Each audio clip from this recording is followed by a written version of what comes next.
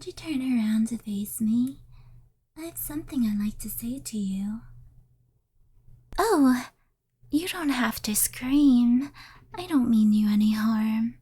You're safe with me. I know what it looks like. Well, I know what I look like.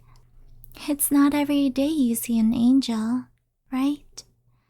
For humans like you, anyway. Look at these wings. I really am an angel.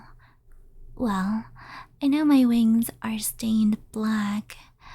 I can understand why that would seem alarming, but I really am an angel. You told me yourself, remember? You called me an angel, all because of some token kindness on my end. That was really quite heavenly of you. Of course, I was in the form of a human at the time. I take that form from time to time.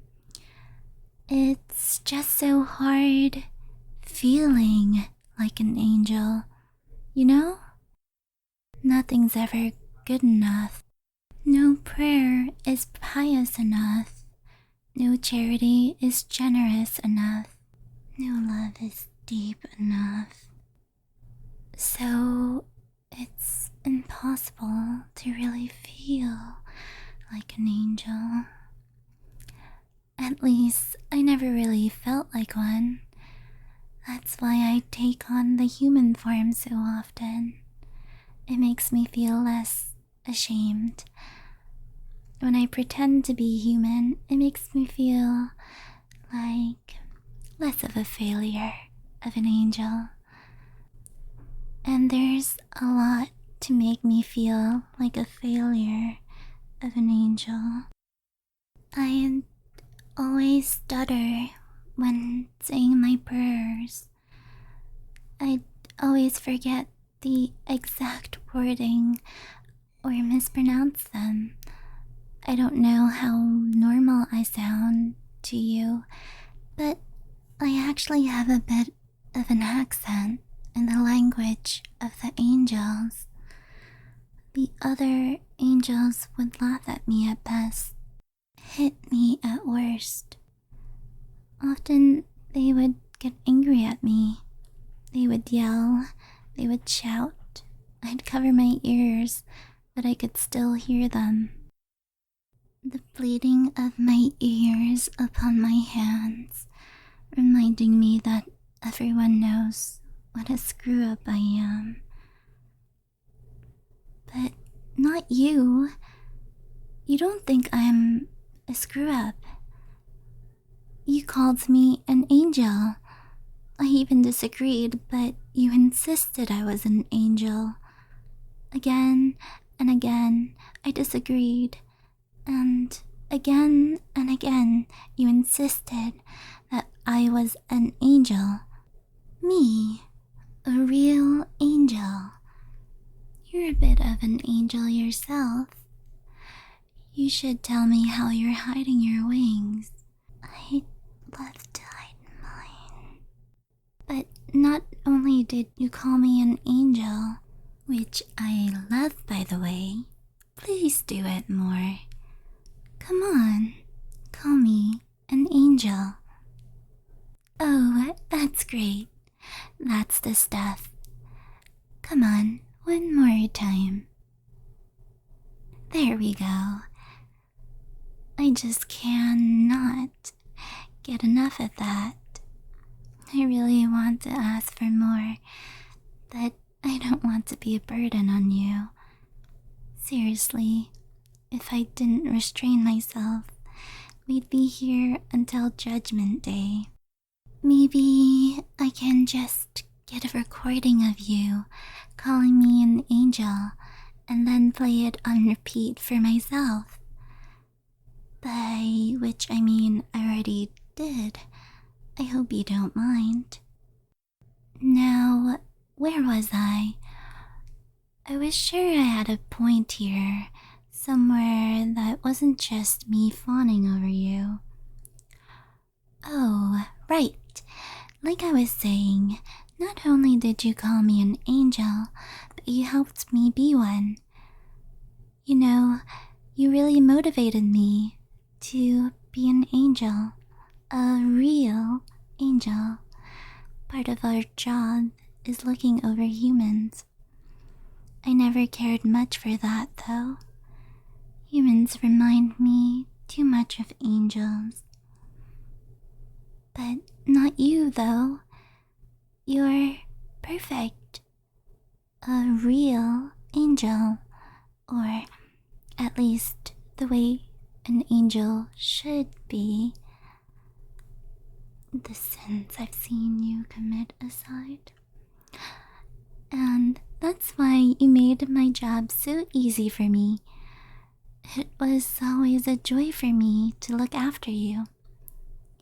Killing every stinky, filthy demon that breathed in your zip code. All in the name of keeping you safe. Of course, it wasn't my job to be your personal guardian angel. That honor wasn't bestowed upon me, but I'd like to think I took up that title myself.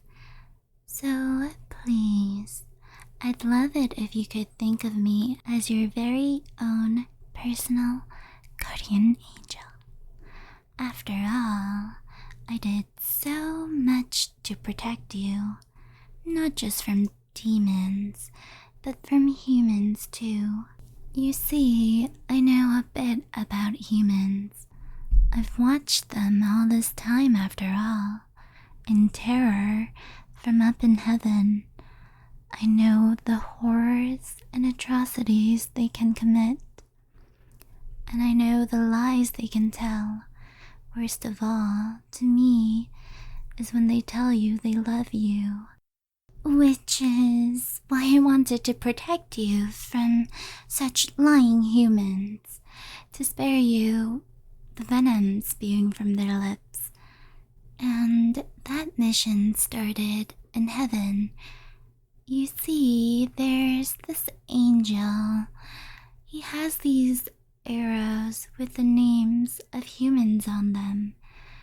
When he shoots a human, they fall in love with the human of the name on that arrow. I'm using the term in love very liberally here because you know how superficial human love can be. I believe you might know this angel as Cupid. Anyways, his job is to make humans fall in love. Naturally, I couldn't have that. I couldn't have you artificially falling in love with someone and their fake, worthless, spineless affection. I had to save you. And so I did. I watched Cupid. I watched and watched for hours, then days, then weeks, until finally he stepped away from his quiver. Who's the failure of an angel now, huh? I ran to the quiver. I never knew for sure angels had hearts until mine was pounding at my chest, as it was then. I pulled the arrows out rapidly, one by one, frantically looking for the one with your name, but I couldn't find it, and I panicked. Cupid could have returned at any moment and discover my action against him and heaven, so I took the arrows out by the bushel, snapping them in two over my knee. Many would be lost as collateral damage, of course, but that's more than a suitable price to pay for you. It's not like there was one with my name in there anyway. The arrows are for humans. Of course, Cupid caught me, but it was too late for him. My eyes met his just as I broke the last bushel over my knee. The look of agony and terror on his face. It was priceless. It reminded me of me. He froze up like a deer in headlights. Time stopped for what seemed like ages until my laugh broke the silence. Yes, I laughed. How could I not? I won, of course. When he finally gathered up some semblance of composure, he flew away with utmost haste to warn the others of my treachery, I would imagine. Of course, I couldn't have that, how could I? I chased him down. He had barely taken off when I grabbed him by the neck. In the moment, I could only think of how to ensure he couldn't get to the others to warn them. And then it dawned on me. Such a divine revelation dawned on me. With a slash of my hands, I cut off his wings. He cried and cried. No more was he much of an angel without his wings. It was really quite poetic to see him cower at my feet, like I cowered at the feet of all those angels who beat me and laughed at me. I asked him a simple question. Who's worthless now? Now who's pathetic and debased and unloved? He could only stutter like me in prayer. Of course, my job wasn't done yet. Without his wings, he couldn't fly to tell the others. But as long as he was in heaven, he could still walk to them. So I shoved him over the edge of heaven and down to earth. It was exhilarating to see him literally fall from heaven, to be a fallen angel. It's what the others used to call me, fallen angel. But still, the beating of my heart could not leave me alone. I had worried that perhaps an angel might look down at earth, and that perhaps they might see Cupid, the sobbing mess that he is, and perhaps they might tell. So I dug a hole, a deep, deep, deep hole that when filled would have too much dirt for even an angel to lift, and I tossed Cupid down there and buried him beneath my feet. Finally, he was truly beneath me. Though, as I was burying him, I had noticed that my wings had become tainted black. And then, no matter how hard I beat them, I could not take off. So I am unable to fly back to heaven. Oh well, I thought. I know what I am, and who cares if I can't make it back to heaven? Heaven is where you are. And that brings me here to you. Now that you know what I've done for you, you know just how good of an angel I am for you. I am your one and only personal guardian angel, utterly devoted, bar nothing. No one protects you like me. No one cares for you like me. No one will truly love you like I do, especially not a human. I don't think any human has fallen from heaven just for you. I don't think any human has chased down an angel and clipped his wings just for you. Buried him just for you. So, what do you say?